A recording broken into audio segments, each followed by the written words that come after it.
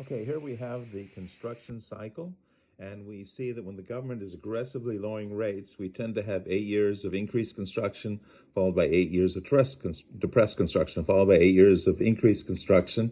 But something freaky happens every 40 years, the 1890s, 1930s, 1970s, 2010s, when the government can't aggressively lower interest rates enough, the businesses get scared the government's going to raise rates and they're going to go in bankruptcy because their debt's going to go up, their interest rates.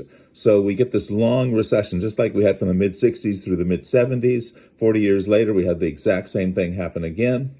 And so as we have 11 years to sell off the foreclosures, and construction is depressed, we went from 69% home ownership to a 40-year low, 63% home ownership. Typically in these advances, home ownership goes up at least 3%. So here, as we go into 22, we only have 64% home ownership. We're still only in the middle of the advance.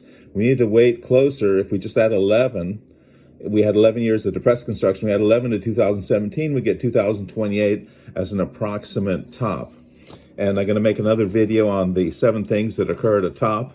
A friend of mine listened to Wall Street, and they said that prices and rents have gone up more than salaries. It's unsustainable. He sold his big apartment complex in 2016. It was a big mistake.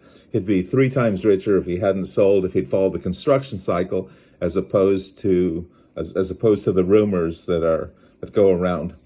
And we also see here that the construction cycle tells us that when we're extremely underbuilt, we had the dot-com bubble for 36 months.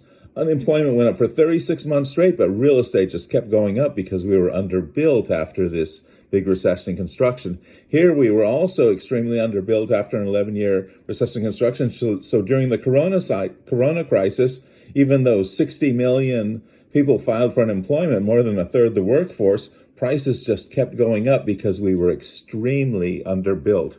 And this explains why every other recession, real estate bucks the trend and it keeps going up. And we have 2028 as an approximate top. Selling in 22 is probably a big mistake.